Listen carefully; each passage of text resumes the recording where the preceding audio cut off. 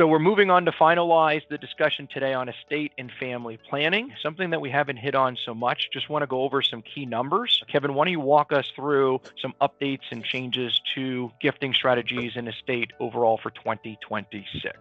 Yeah. So one of the things is there's ordinary income tax, which we talked on. We talked on capital gains tax, and then there's estate tax. The estate tax number is pretty high right now at $15,000 for singular, up to $30 million for families. But you can gift $19,000 per year.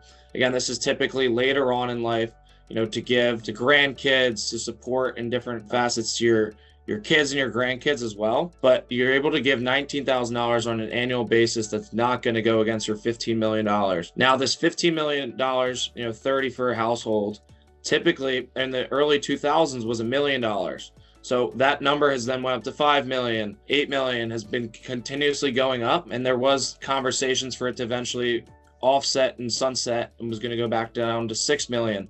But essentially is using that today for the families that it's relevant for, because after the $30 million or $15 million for single households is taxed at 40%. So there's conversations like an IRA, for example. We have $1 million IRA, which is a subject to the 40% estate tax. So it's getting hit with 40% tax and then ordinary income again, then on the federal and the state level. So that $1 million starts to get eaten up by taxes. So again, it's pre-planning these conversations. So there's a lot of gifting strategies that are involved, and it's multi-layered, different conversations we're having. 529 plans, for example, you can fund up to 5 years of this number at once. So you can use that 38,000 times 5 on an annual basis, have that super fund it, and then let compound interest do its thing and grow to pay for that tuition payments. Also, this $19,000 or $15 million, if you pay this directly for tuition or medical bills, does not go towards it. Someone in your family has a big medical bill or tuition payment coming up.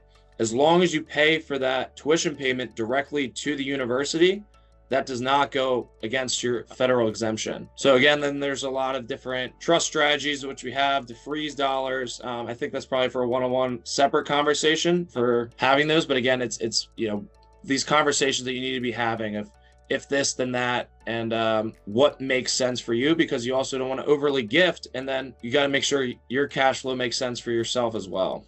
Yeah, and these are federal. Certain states will have inheritance tax, certain states will have estate tax. So the key theme here is planning. What does my estate look like? What are the tax implications associated? Also, as we do financial planning for clients, we're projecting their wealth over the next 5, 20, 30, 40 years. As we're looking through those projections and we start seeing that this family might have wealth creep into that 15 single or $30 million joint family, the need for some of these gifting strategies becomes paramount to the family to avoid a 40% tax on any of those assets. And this is all subject to change. A new administration could change these limits. We could see that 15 million get cut in half. To Kevin's point, it was as low as $1 million in the early 2000s. So you need to plan for here and now, but you want to be aware of, okay, where's the puck headed and what strategies should we be thinking about and putting in place now so that we're keeping more of our own wealth, not as much as going towards the government in the form of taxes.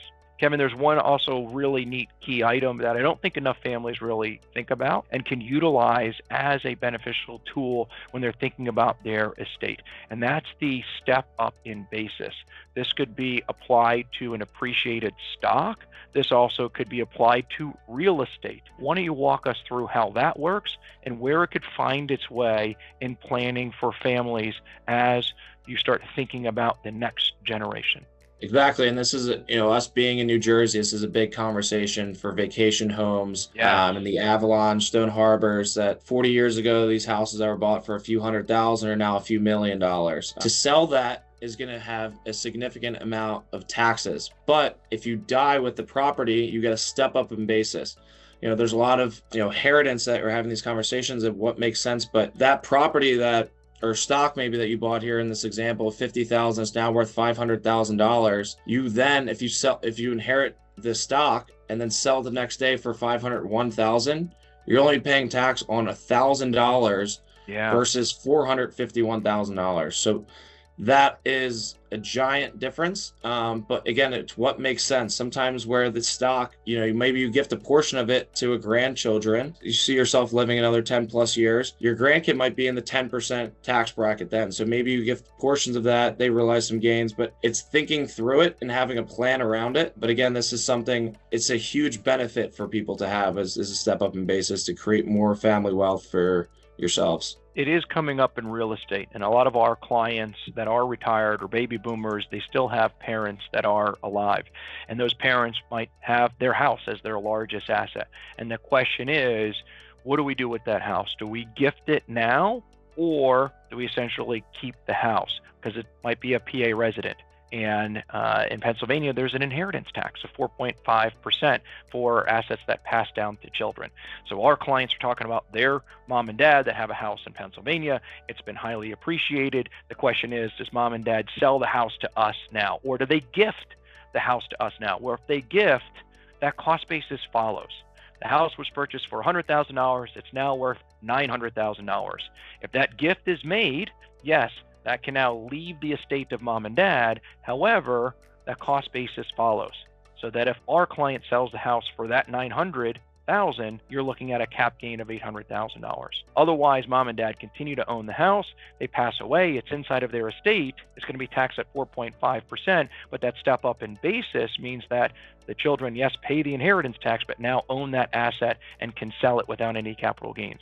So many times the consideration is, what's more beneficial for the family from a tax strategy? Are we gifting and utilizing this and gifting the property to a trust where the cost basis follows? Or are we going to retain the ownership of it, and then when there is a passing, the beneficiaries receive that asset, but receive that asset as of the price at death? So there's some key considerations. You might want to be pulling in other professionals, like a CPA or like an estate planning attorney.